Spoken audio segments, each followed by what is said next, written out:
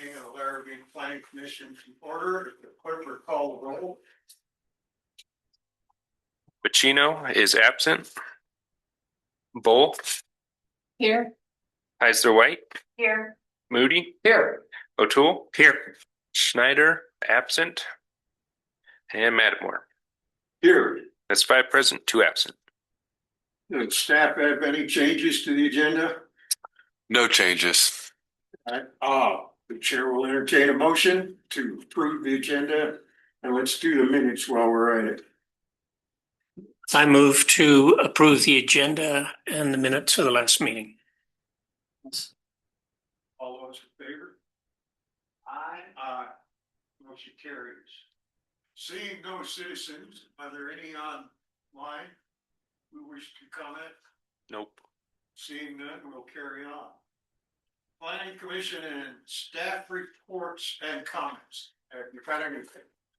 Yes, Mr. Chair, members of the commission, 2 or 3 announcements rather this evening. First, I just want to make everyone aware that tomorrow night City Council is having a work session on the Forge Comprehensive Plan update at 6 o'clock. We'll have a presentation from the consulting group on tomorrow at 6. Yep, here in council chambers, and we'll be presenting to them on where the process is currently, getting them up to speed on some of the documents that are out for review currently. So if you care to attend that, we're going to have something similar with this body coming up in the next month or so. But I just want to make people aware of that. Second, sorry, yeah. No, I know you'll be there, right? Yeah. I got a special name. Well, you're steering committee member, so. Also, contractors. Oh, great. Yeah. So anybody want to join Tom tomorrow night, you'll know where he'll be and where I'll be as well. So secondly, we have we want to take a group picture of you all. As similarly, when you walk down the hallway, you see that every city council class essentially has a picture, and we'd like to start documenting that, mainly to get a picture on our website along with your names where that is. So everybody's obviously got to be here for that. I know a couple people aren't going to be here February 23rd for the next meeting this month, but we're thinking the first one in March. If you want to come prepared, whatever that means for a picture, for class picture, be great. What can I cover? Okay. Your name will still be on the website, so right. Yeah. So through Tom, you're fairly confident this is not going to end up, the picture, I mean, in the Epstein files, right? You're pretty confident? I plead the 5th. Okay, Tom, I want you to wear clothes this time. Okay.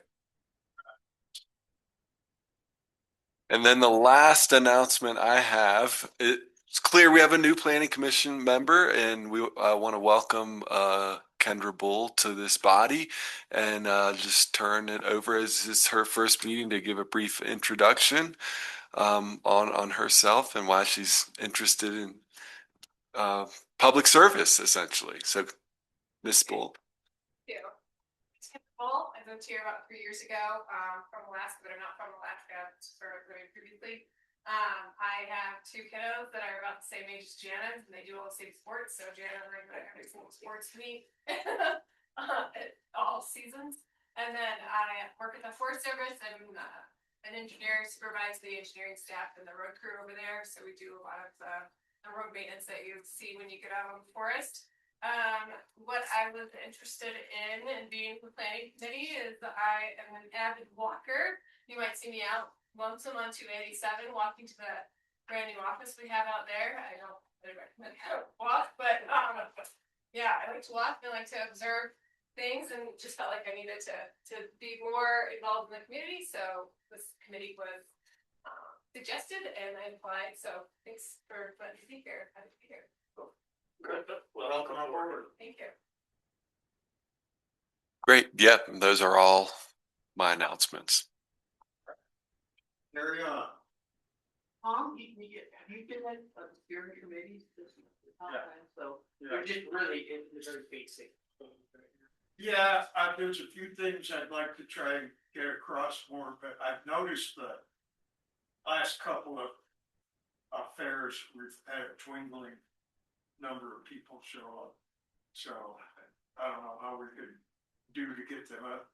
But I'm just on that subject, if you do want to do something with the combination dump and the rifle range going north. Yeah. Let me know if it's during the day. I see if I can arrange some refreshments, food and drink. And we have a classroom in there too. So and indoor plumbing. Yeah, no, I'll be in touch about that. Definitely. Thanks. Thanks, Jay. Hey, can y'all hear me? Yes. Okay, I'm sorry. I've had trouble trying to log on to this thing for 10 minutes. So, but if you can hear me, I'm here. Well, we can get the clerk to record you as present. Sorry for the late attendance. It's computers.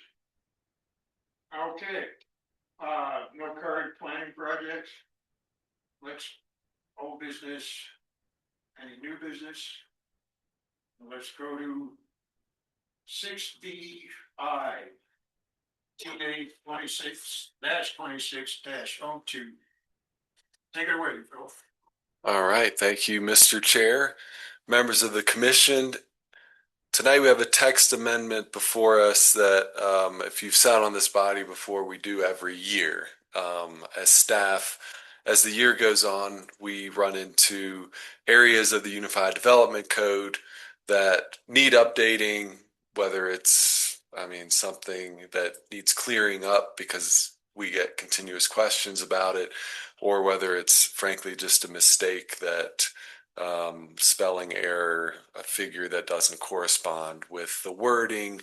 But in general, this text amendment is meant to make code more clear. And we do it every year, and we could do it every month, but we bunch them all up to make it so that we don't have to do this more than once a year. So we categorize these changes into two categories. So the one being the code changes that are deemed substantive, so that it kind of reshapes that section of code. So something is actually being added to clear it up further or taken out. And then the other category is categorized as minor changes, and that those are kind of more the spelling errors, things that don't correspond. Lots of references to different code sections that sometimes we find they're not referencing the correct section. So I will start, Mr. Chair, if it's okay, to just go through these one by one briefly. And if you have any questions, let me know. But again, I think most of us are clear for our new member. I just want to reiterate the point of the Unified Development Code is the development standards for any development coming into the city of Laramie, commercial, residential, if it's over 3 units. So starting at 4 units and above, this code applies. Many of you are well aware, having seen variances from this code or staff reports on subdivisions that allude to this or reference this code. This is essentially what we go off of, what City Council has approved as the development standards for the city of Laramie. So that's what we mean by Unified Development Code. Whenever a applicant comes to us, we want to make sure that they go here first before we have our pre-application meeting on their specific project, so that they're clear on what size lots need to be, what the site plan needs to look like, what we require as far as landscaping, parking, the uses that are permitted, all that is included in the Unified Development Code. So I'll start with the substantive changes. The first one has to do with section 1510, which discusses home occupations. Home occupations are allowable commercial enterprises that are permitted within residential zoning districts. So if you have a house, single family home, you could run, say, a art studio or something similar, an office space where you're doing real estate transactions out of, stuff like that. There's a whole list in this section that shows what's allowed under the home occupation definition. But we wanted to make it more clear. The current definition for the amount of area that is allowed to be used, it currently reads the total area used for home occupation shall not exceed 1/2 the floor area of the user's living unit. Since a lot of, especially single family homes, have accessory structures on them like sheds, we've run into a couple issues where people want to use their shed as, a art studio, say. By adding this underlined section, I should say that too, as we go through these, underlined and bolded means we've added that into code. We're proposing to have that added in. To add this additional section that says that essentially includes the accessory structure in that total size that can be used, will clear that up, essentially. That you can have the home occupation in the shed as well as in the principal structure, as long as the total area of both doesn't exceed 1/2 of the principal dwelling unit, the home on the site. Well, before you go to the next one, anybody else got any questions on this one? I have a problem with this, having had home businesses in the past and in accessory structures on my residence, not here, but here actually too. I did when I first moved here, but there was a rental. It kind of restricts it. Suppose you've got a freestanding barn or a business. We've had people down on Riverside Drive who have 2,000 square foot barns they use for their business, and they might only have 2,000, 2,500 square foot house. All of a sudden, he can only use 1,000 square feet of his barn for his business. Yeah, and the whole reasoning behind that is to maintain the residential character. So I'm looking up right now under home occupation, just exactly whether it's 1,000, whether it's 1,000 square feet total or half. Let me see here.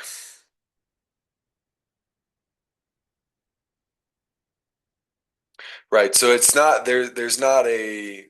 So yeah, I mean, it's the only restriction is shall not exceed 1/2 the floor area. So they can always apply for variance if they feel like their home occupation needs more room. However, if you go to examples of home occupations, you're looking at art studio, beauty shop, office, like I mentioned, for real estate sales or something like that.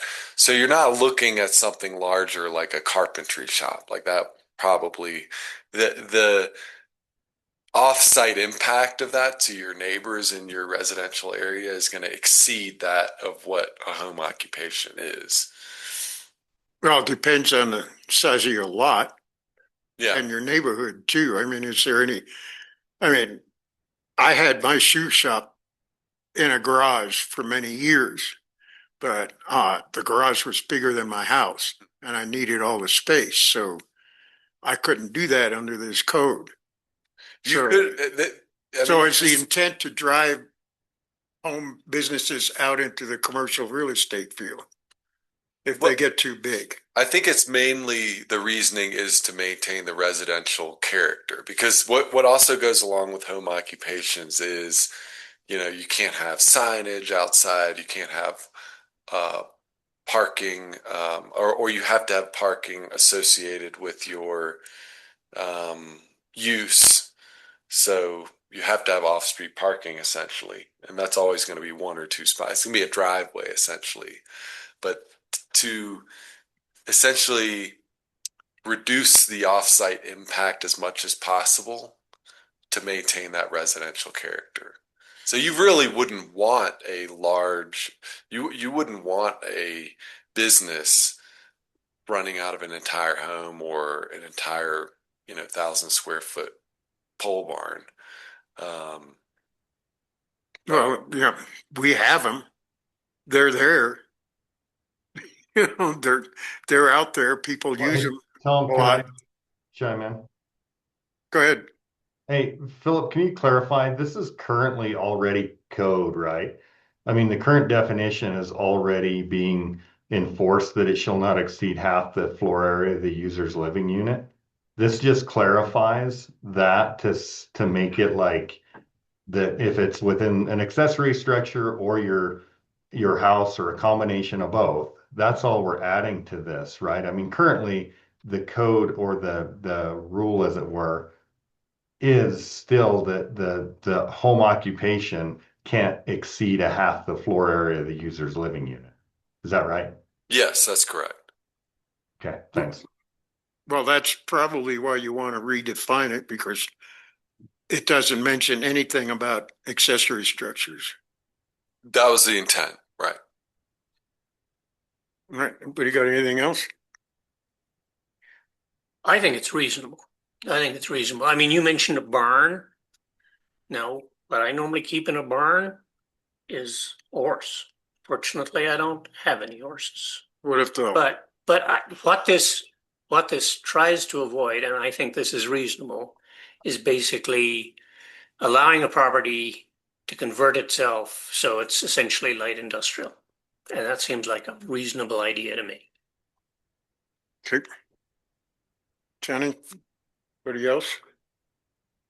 Okay, Philip, carry on. Okay. So the second one, the purpose of the second change is to provide a clear understanding of what wall area means. So essentially, we're adding a definition for wall area here that you can see. The dimensions of how big a sign can be. A wall sign depends on the area, the dimensions of the wall area. But we've had some questions. Does that mean, you can imagine the questions we get about this. We just want to define it. There is no current definition for wall area in code. Adding this would allow the applicant to reference this just to be on the same page.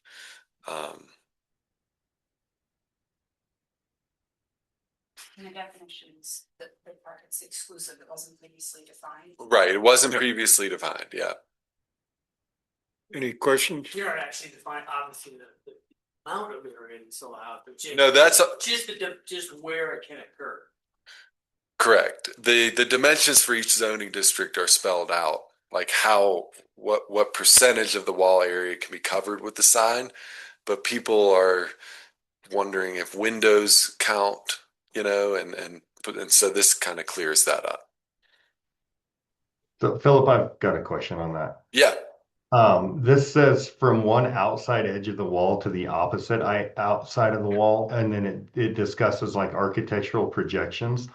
Like if somebody comes in and they have a 40-foot long protrusion that is like 10 foot beyond the rest of the front facing part of the building, how is there an argument to be made, I guess, or a potential for misunderstanding what outside edge to outside edge means? Are you looking at like the whole front facing part of the building, or if there is like the wall protrudes out by 10 feet, and then there's another wall, is that whole front section considered an architectural projection, or is it another wall? Yeah, and there's a lot of ways to read a definition, right? I mean, this Well, and I the mean, most clear that we've found. Um, so outside edge to outside edge. I mean, that's as clear as we've been able to make it, but we're open to suggestions if there are. I mean, of I'm trying to think of a situation where like let's say, like in the spaghetti westerns, right? There's not really a building that big behind the front, right?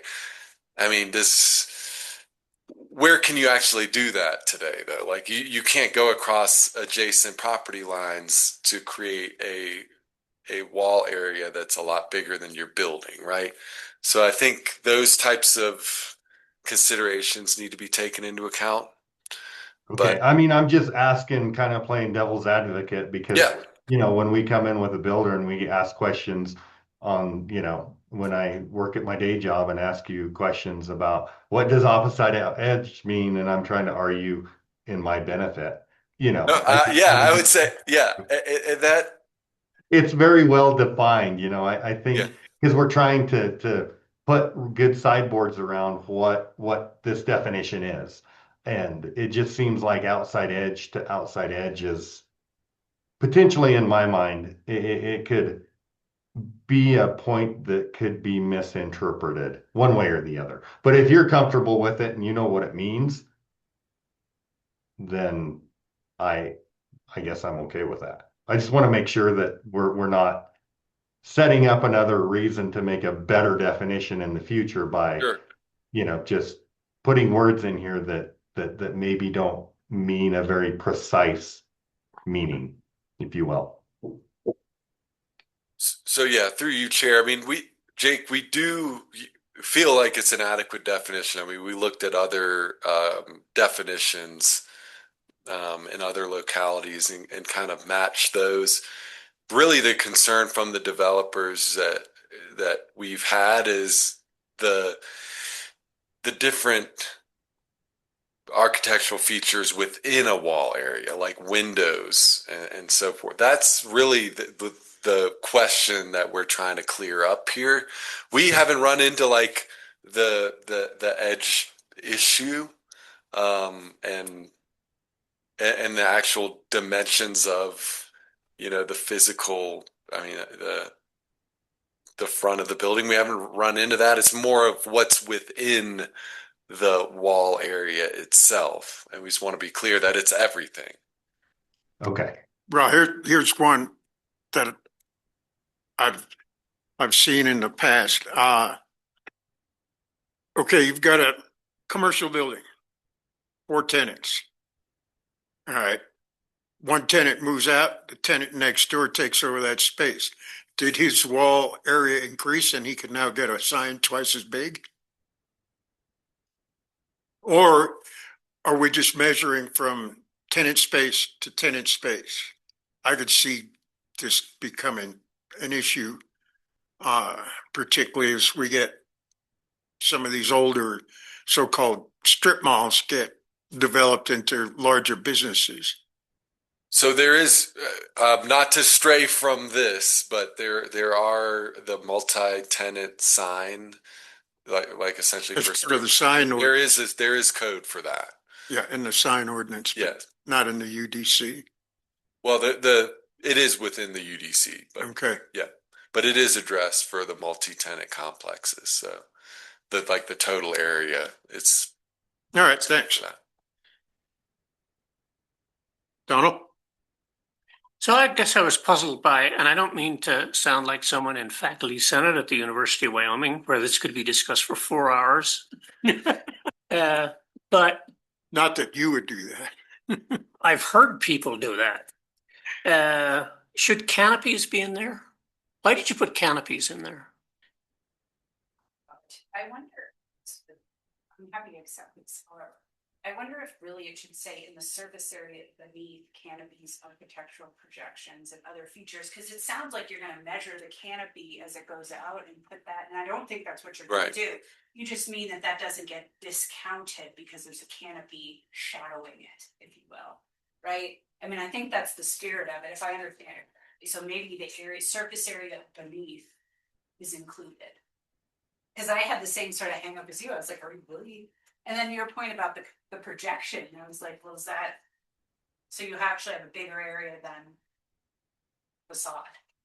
Does that make sense? It does, and mainly we're not excluding the canopies, right? From the wall area. I can see for that specifically how it would help to have the area under a canopy. I mean, the others, I mean, I guess there technically is area beneath window or behind windows door. I mean, it's all area, but it's mainly meant to show that it's not excluding any of that. Like just because you have a canopy running, you know, the length of the whole front of the area, that's not a wall, right? It's a canopy there. So we're making it clear that it's including that space. I do think it's clear, but I think it could be more Space is clear. covered, is not Yes. observed from, Right. due to the canopy or the projection. Correct. So, I mean, if it's the will of the commission, I think, you know, as staff, we could include a revision that says the wall area. I mean, it's just hard to say a wall area behind a window to me, but I think beneath a canopy, that makes complete sense. Maybe you're inserting- Well, rather here, wall area includes windows. Wall area exclusive of windows, doors, trim, canopies. I think you could change that word. Hey, Chair, if I may. It's inclusive now, but includes now, but the wall area is basically ground to the roof line and end of wall to end of wall. I've got a quick comment, if I may. I think a little picture of just with a dimension of what you're trying to show would probably be more helpful than, you know, they say picture's worth 1,000 words. Instead of putting 1,000 words in here, you know, like we have a few instances of that, like the trash enclosure kind of has a dimension and a little picture to it in code. I think it might be beneficial to have a little, just a little sketch of what you're trying to describe when you say wall area, because I kind of get it in concept, and it makes sense that you're trying to say the whole front face of this facade, no matter what's on it, counts. And I think just having a little picture with a few little windows and maybe a canopy or trim or doors and a little H times W with where it's defined H and W might be more beneficial than trying to really get the text fine tuned.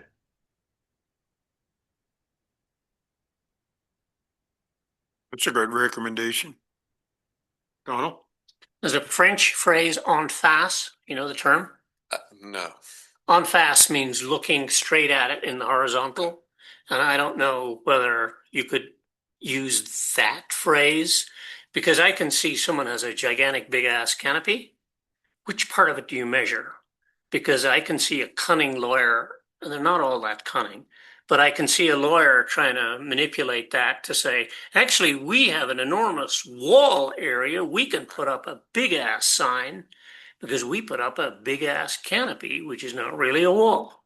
So exactly what Jake said, looking at it directly in the horizontal, what you can see, so that someone doesn't try and use this as a way to put up a large sign because they have put up a large canopy. En face, ENFACE, two separate words. Joseph knows French. So. Different projections just confuse the whole thing. You know, that it would just be from roof line to edges, and it includes windows and things embedded in the wall. So I mean, is there anything more to it than that? Well, I could see an argument, somebody making an argument, like at the MOC, the vestibule where you come in the door projects past the building, but your sign would not count that. Your wall area would not count that vestibule, even though it projects past the building. So I could see Jake's point, put a picture in there and it solves a lot of arguments.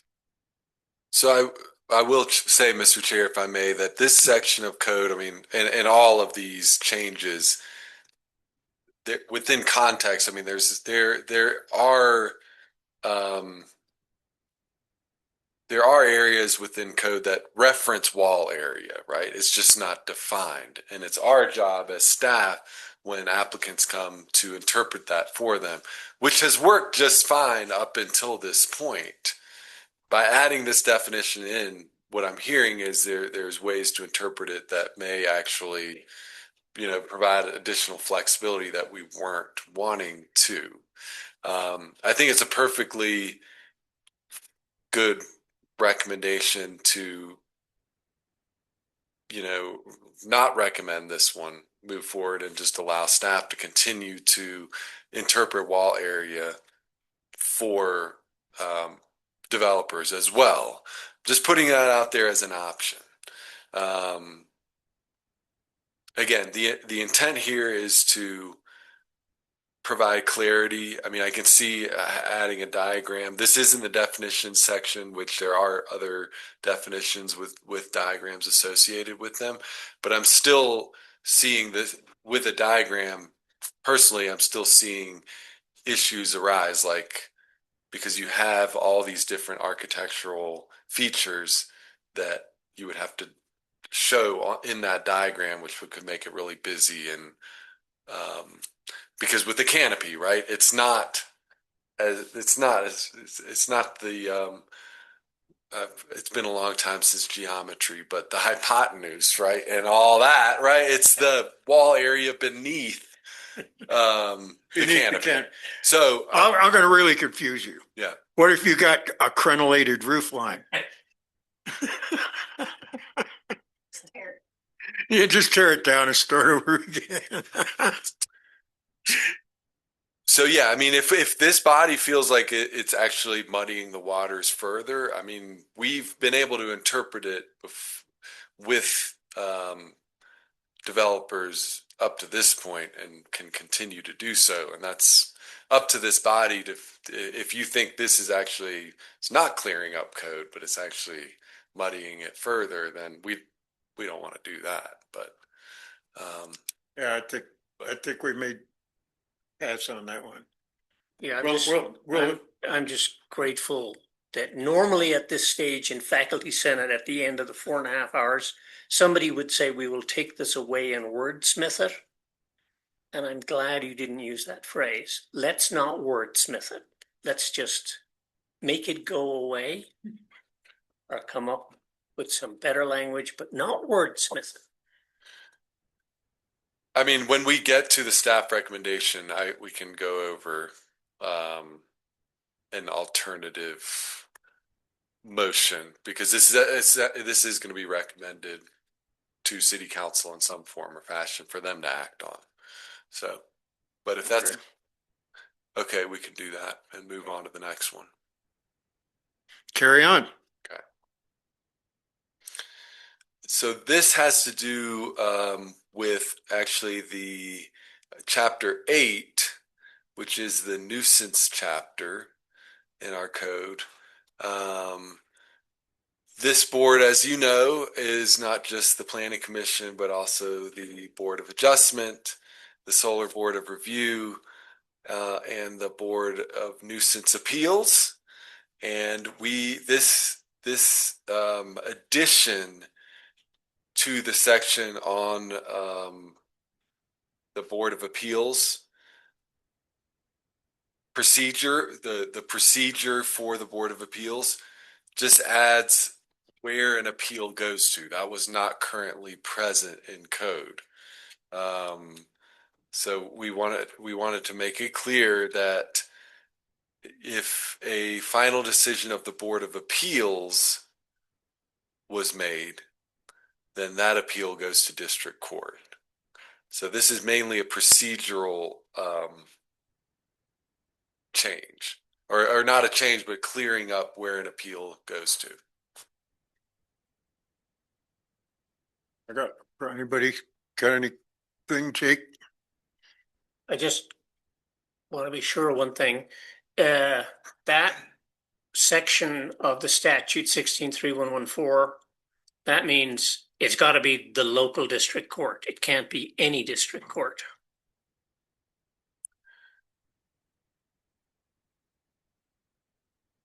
Chair, I would need to confirm that. That's kind of important. Yeah.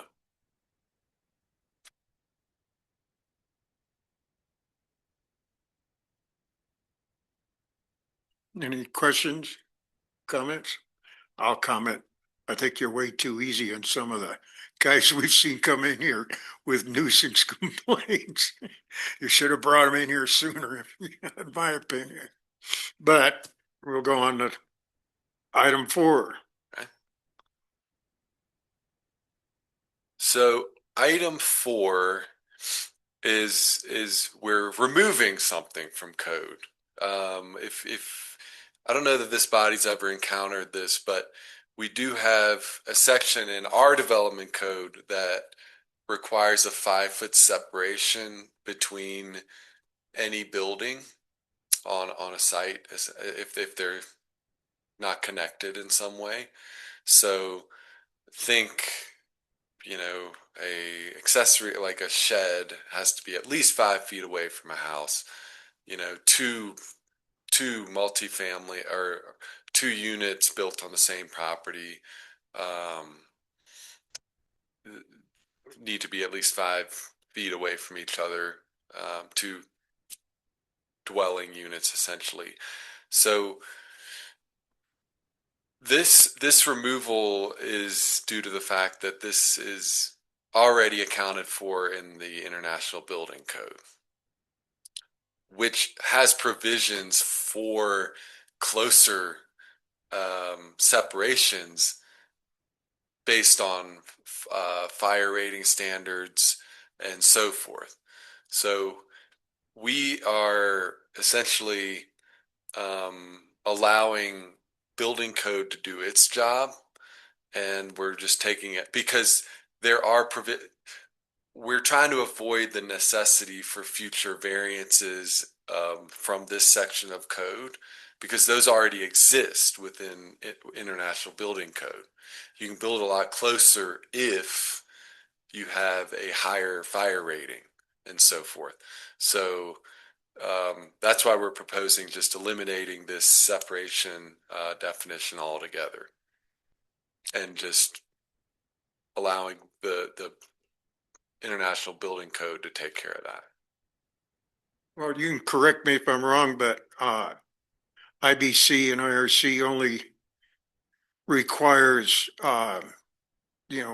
firewalls, suppression systems if it's a different occupancy group between the added structure, between the 2 structures. And if there is similar use occupancy type, then I don't see there's any problem with it. So yeah, this will be fine. And as far as I'm concerned, anything we take out of 1514 brings joy to my heart. It goes pitter patter.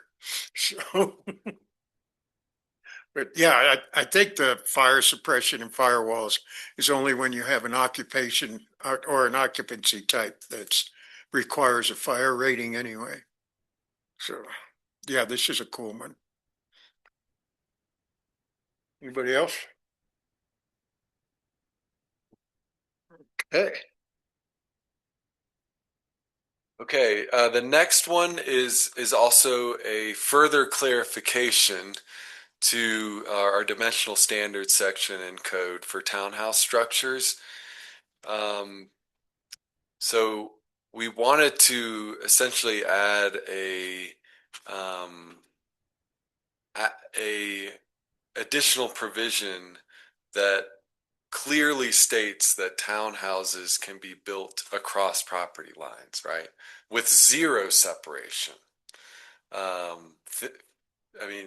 So So this new definition, townhouse structures may be constructed across one or multiple platted lots, and so forth, and that IBC is being met. It wasn't complete, to us, it wasn't completely clear in code that this was allowable, given setback requirements, right? What's a setback for a townhouse? Well, 0, but it didn't say it anywhere in code, so this addition is addressing that. Was this kind of brought on by the Slade proposals? Chris, that would be a big boon to the townhomes on Slade, because you could completely ignore the current lot lines to build townhomes up there. Right. It not necessarily directly for that. It was more we But were already in that doing kind it. of- It's like we're already allowing townhouses. Spring Creek, the ones that are just going up on Ninth, yeah. Yeah, Those are built across lot lines. So we're already allowing this, but in taking a deeper look into code, we were kind of it's not clear that they can be built without setbacks. So it's already being allowed, but we just wanted to be. well, let's put it in writing then. Yeah. Any questions? Carry on. Okay, this next change has to do with aligning the review procedures table with what is in code or in the text of the procedure section for planned unit developments. So if you can see on the chart on the current table 15.6-1 on page 6, you can see that a final development plan for a PUD is going through the same process that a preliminary development plan goes through, and that's just that doesn't reflect the actual procedure. So the preliminary PUD does go through council. It does go through this body. The ultimate decision is made by council. It goes through this body. Once the preliminary plan is done, and then the final PUD doesn't go through this body anymore. It's an administrative decision based on what's already been approved with the preliminary PUD. So essentially we're removing that process as is shown in the table and replacing it with the city manager's office, essentially staff, to make that decision.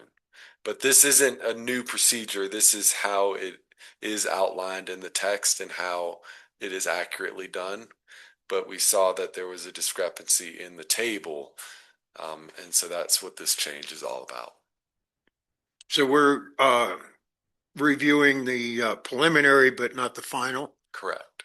Okay.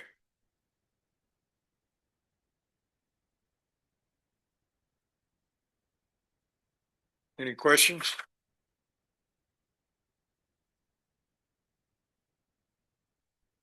No, seeing none. Go ahead. Okay, so we're now moving to the minor changes section. We only have a couple of these, or one of these actually, that we found this year, which is good. We're narrowing down. Hopefully, it's hard to improve on perfection, right? So we just have one to present. This one has to do with this trash enclosures section. Currently, it reads 6 inches by 48-inch steel pipe, and it needs to actually be 6 foot tall, 4-inch diameter concrete filled steel pipe bollard. So I think that change is pretty clear. It's always been intended to be 6 feet, not 6 inches. So I don't have any further clarification on that one. It's a typo. Fix it. Yeah. Well, the 48 inches is 4 feet above ground. Oh, I'm sorry. Yeah. So it's to make it clear that it is to clear it up. Yeah. So it's But you're going from 6 inches to 4 inches. But I have a question. 4 inches is what you want for your diameter of the board.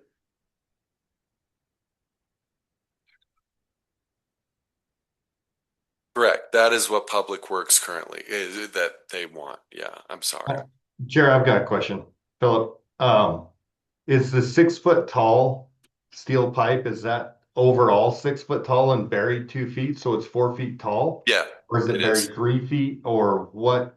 I mean, is there a bury depth required, or is there a full height above concrete required? It is 2 feet buried. Is it in the, is So it, it would really be an 8 foot tall, 8 foot long pipe buried 2 feet deep. No, so 6 No, it's still I mean, do you have any code in here that says how deep it's gonna, needs to be buried and how much needs to be above ground? Is that specified somewhere else in the code? that is specified in building code. Like the proportion of what needs to be buried versus what's showing. Okay. So your intent is not for it to be 6 feet above grade. It is 4 feet above grade and 2 foot below grade. Correct. Okay. I think this should be clarified a little bit better because in instances, I've seen it where contractors have bolted it to the concrete pad instead of having it 2 feet buried. You know, they weld a plate to the bottom and then they attach it to like, U-bolts or something that are buried in the concrete instead of being 2 feet in the ground.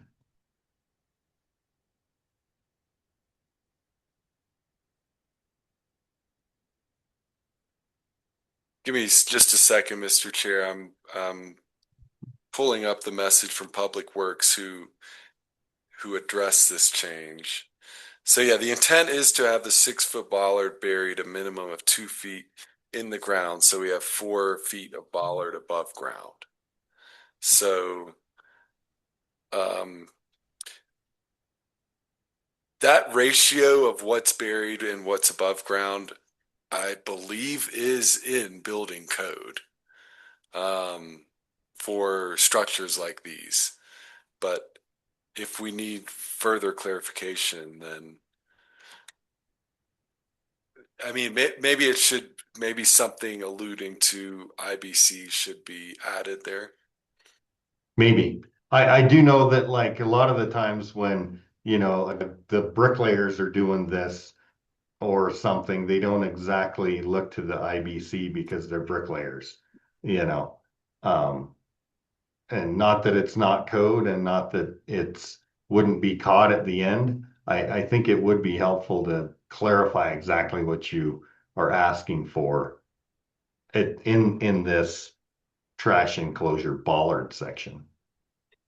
Look, when you say 6 foot tall, that tall makes it sound like that's above ground. Indeed, yeah. Yeah, so you can say 6 foot long and then parentheses, 2 feet.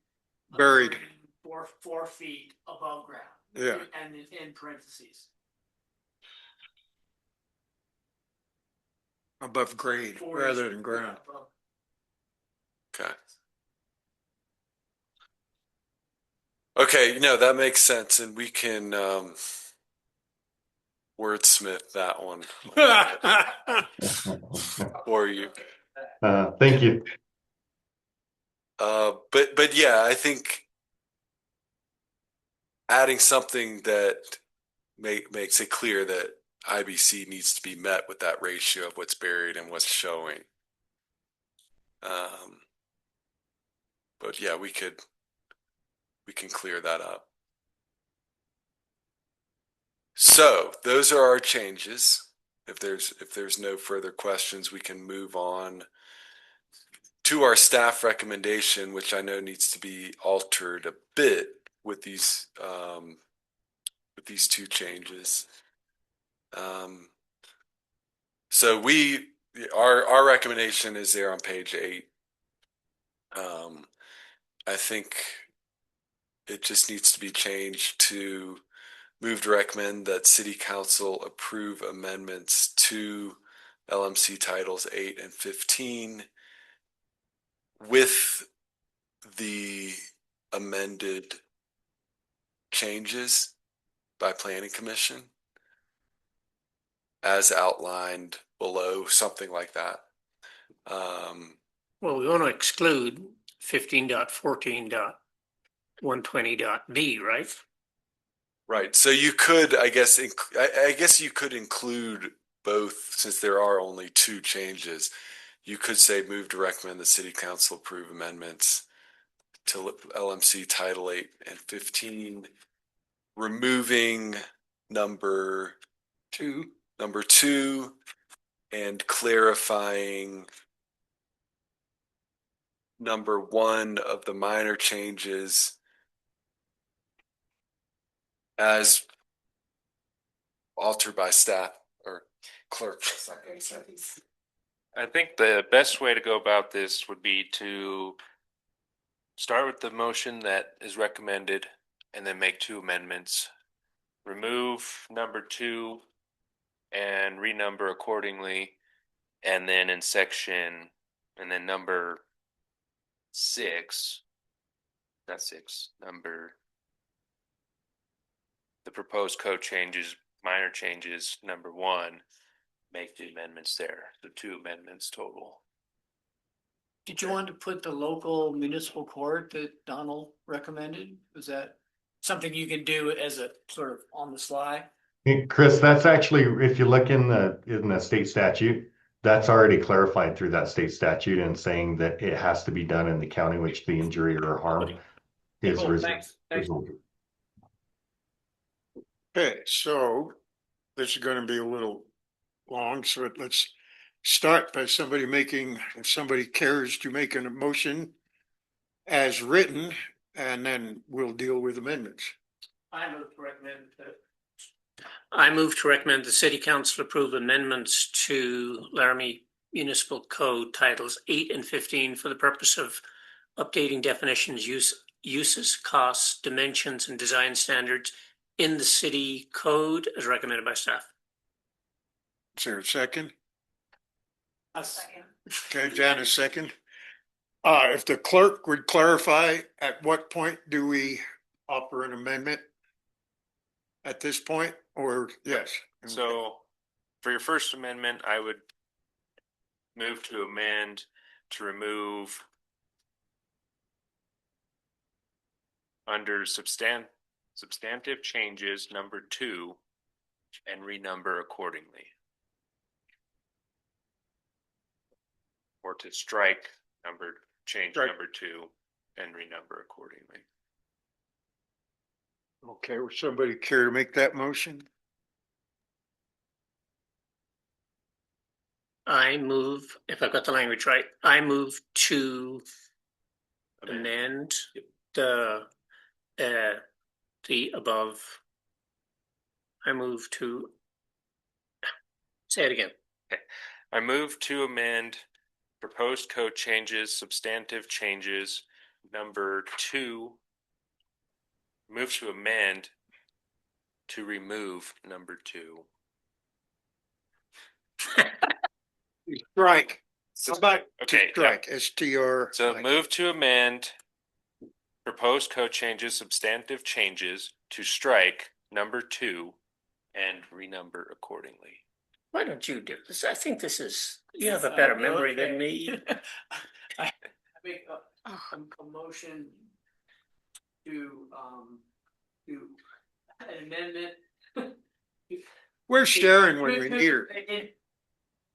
Substantive changes number 2 to strike number 2. And renumber accordingly. Renumber accordingly. You can do shit I can't do. Okay, do I have a second? Second. All right, We have one amended. Do we need to vote on that, on the Yes. amendment? Yes, okay. We're gonna have to vote on it. Should we have a roll call vote for this? Or can we just do a voice vote? You could do a voice vote. All right, all those in favor of amending motion to strike item number 2 in substantive changes indicate by saying aye. Aye. Aye. Aye. The amended motion carries. All right. And now we're going to amend, what are we going to amend again? Minor changes. You want us to put the parenthetical aspect, or how much detail? Well, I'm looking it up here, and IBC does have prescriptive bollard standards, which have like how far down they need to be embedded. This is actually saying 3 feet. So I'm not, again, this is a quick cursory review. So I have a Should we strike suggestion. it for the moment? No, can we simply say we're going to change? You have the 6 foot long or 6 foot tall, 4-inch diameter concrete filled steel pipe bollards and add the words to meet IBC standards. yes, I think that would probably make it, that would link it to, that would reference it to IBC, which would make the most sense. Yeah. What do you think, Jake? You're the engineer. Yeah, I like that. Okay. So it would be 6 feet long. Well, I believe, sorry, Mr. Chair, I think we would take out the dimensions and just reference IBC. And we would say something like, all enclosures shall include At least two. At least 2 steel pipe concrete filled bollards that meet IBC standards. All right, you want to put that in stone? I'll make a motion on that. I'll give Okay. this one a try. I move to amend the proposed code changes, minor changes in 1514.050.I.2.C.V by striking the 6 foot tall bold sections and replacing it with a reference to the IBC section for the prescriptive bollards. Second what Jake just said. Oh, okay. I was just inserting. Okay. Yeah, we're going to insert it, not strike.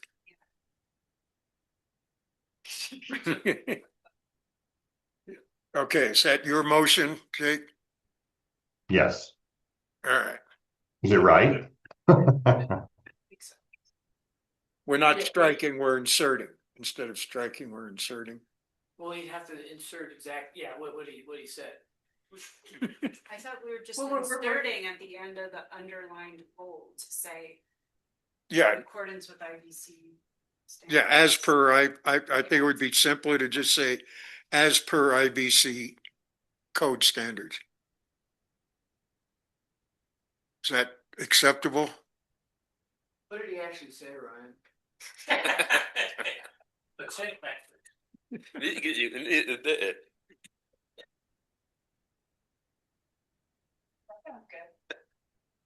That's what I heard. I'm pretty sure he's.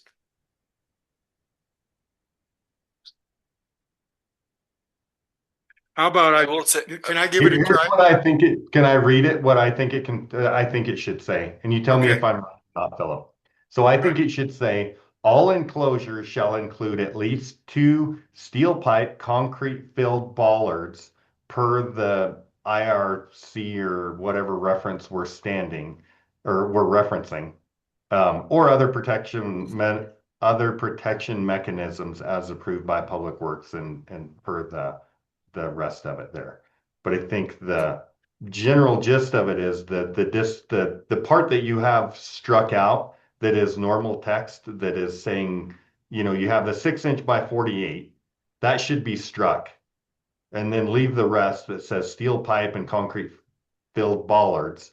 And then the stuff you have in bold should be struck and then replace that with the code reference. Does that make sense? Is that right? Yes, Yeah. yeah, that's, The one thing I would add, Mr. Chair, is a brief look at it at IBC is that the minimum of 4 inches from the rear wall isn't in there. So it's like the embedment and the bollard is covered as to how far down it needs to be buried, based on how tall it is. I mean, again, Yeah, we're I gonna feel leave would that feel in. more. I would actually feel more comfortable with this one if we did just strike it, because this is a public works recommendation, and I want to make sure that, because if we just if we just reference IRC, that could mean that the bollard could be any height, right? And I think we're set on having it be 4 feet, but that kind of changes things. So we're I gonna think, let, Public Works. I mean, this wordsmith. isn't I would feel comfortable striking this for now. If there is, when we have a meeting with Public Works about this, or I don't think we're gonna have a whole meeting about it, but we're gonna have an email or two. But once we get it cleared up, I mean, it is something that we may just include in the next round. But Okay, if it so is, what, the easy way out, I'd see it, is we have a motion and a second to change this definition. And we need to vote no on that. Is that correct? Okay, we just. You could withdraw it Okay, Jake can withdraw his motion. if it's That okay works. with the second. All right, do you withdraw your motion, Jake? I'll withdraw my motion. That motion is withdrawn. Now we can have another amendment to the original motion to strike proposed definition 1514.050.I.2. I'll make the motion. Okay. All right, we have a motion and a second. All those in favor say aye. Aye. Are you keeping track of this? Yeah. Okay. Now, we are back to our original motion to approve the UDC text amendment updates And and amendments as amended. All those in favor?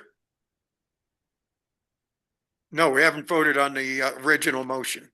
We are now voting on the original motion. Yep. Right. Yeah. I. I mean, Aye. anybody else care to vote? Aye. Aye. Jake, how about you? Yeah, aye. Do we need we don't need a roll call for text amendments, do we? You just voted, so. Okay, we're done. All right. Any other business? Hearing none, the chair will entertain a motion. I move to adjourn. Second, all those in favor, get out of here. Aye. We'll see you guys. well, I saw the last meeting only went to 4. Yes, it's 4, so I wanted to make sure